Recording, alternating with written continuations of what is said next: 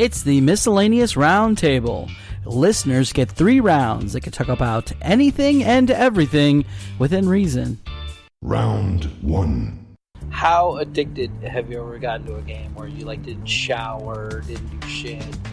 Like you were that addicted you couldn't move from the screen? I think the only game that I've ever played like that was Skyrim. I've played Skyrim for 2 days straight. Now, I thought Skyrim was an MMO. Is it not? I don't know. They just made one that's an MMO. That's Elder Scrolls Online. But the first Skyrim is called the Elder Scrolls series. So Skyrim, I believe, was the 5th installment. The one before that was Oblivion. So it's not like Skyrim and then the title. It's Skyrim was just the 5th one, and that was the most popular one. Did you ever see the one with the one guy, the wrestler guy, where he was? It was a dragon coming in to take out his village, and it was what's his face, Macho Man Randy Savage. Oh, and they put his hat on the. He was like, "Oh yeah!" It was awesome. Oh, you did a pretty good impersonation of that. Thanks. It's because I still have that. Oh yeah. Oh, it sucks. Work it to your revenge. Yeah. Now we just need to have you play Battlefield with me. We'll be on the Russian side, and you just speak Russian. Oh, they would just do that. And then I'll touch up on my German. We'll play Battlefield 1. We'll be the Germans, and I'll speak German. Then you would have to do it with the co-host Josh, because he speaks really good German. Does he? See, yeah. I used to know a little bit, I could get myself by, but most of the stuff I know is actually from books or games. Yeah. I used to read the hell out of Assassin's Creed. Because I played it and I loved it, so I bought the books. It is a fun game. Yeah, and in the back of it, every word that they have that's not in English, they have a translation for it. So I actually know a little bit of Italian, Turkish, Greek. Round 2. What happens? I mean, thank the Lord I've been lucky enough to never be dateless on Valentine's Day. What fucking people do if they don't have a date? As our age, not as kids. Yeah, I guess go to the bar. Try to slit your wrists. I don't know. Pick up a barfly. Oh. Believe it or not, it's actually advertisements that going on by restaurants. Buffalo Wild Wings. White Castle. You get free if you single. You get free wings. I remember Buffalo Wild Wings. When did White Castle start doing the Valentine's Day thing? They reserve seats and it. RSVP. I seen that today. You so right. I don't eat White Castle like that. Dude, it's crazy. They pull out the plastic, really thin tablecloth, and they put little incense lights and everything in there, and you sit down and they reserve it, and it's expensive, and it's dinner at White Castle. Yeah. I want to try it. Where did you see the RSVP at? Cahokia. Huh? Cahokia, yeah. Oh, dude, there's one where I'm gonna go up there. But, I mean... Baby, we're going to Whitey's. Excuse me? Everything, no onions, please. Give me a rough one. In my opinion, I think Valentine's Day has changed over the years drastically because of, and it sounds, I'm going to get a little political on you, but you hear me out, the feminist movement. Now, a lot of women, they're claiming independence. And I'm independent. I don't need no man for this. I'm not going to stop you from the brand. I'm just saying. I'm not bashing women. I'm not saying it's bad to be independent. It's what I'm saying is I think that they want to do for a man just as well a man want to do for them. They're feeling more inclined to do for a man versus just gimme.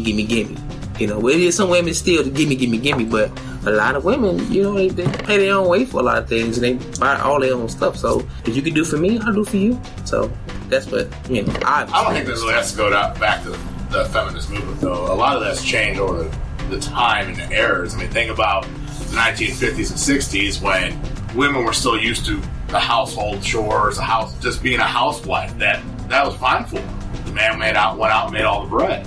Yeah, but that was when there was still living wage. Right. Now we got only 2 jobs to make ends meet. Yeah. So with the living wage, cost of living increased, a lot of things have changed. Dude, it would have been badass to be a housewife back then. You make a free housewife. Thanks. No, but seriously, dude, you can hang out all day, just make sure your house is clean, the laundry's done, whatever, make the dinner, whatever, and then you hang out with all your friends. They all come over to different houses and they do whatever the fuck they do, and then they get drunk. Because everybody back in those days were cocktail people, baby.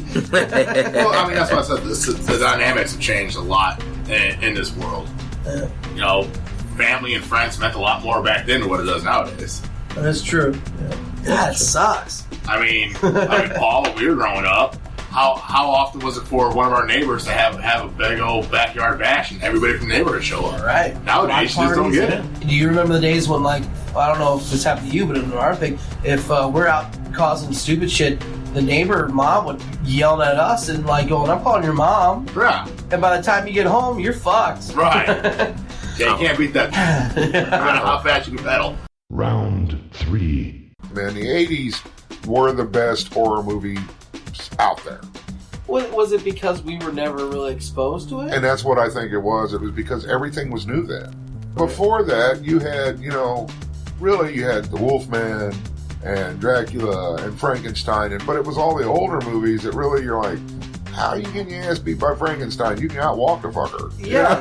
And they were so kind of cartoonish. Yeah. You weren't scared of them. Right. And well, except for Wolfman. The one scene I remember Wolfman way back when he had the full face. Right. And he just kind of got right in front of the screen like, oh. Yeah. Dracula kind of taking a weird evolution in the 80s when it became comedy. Love That Bit Her, what is it? No, Love at First Bite, and then the other one was Dracula Dead and Loving It.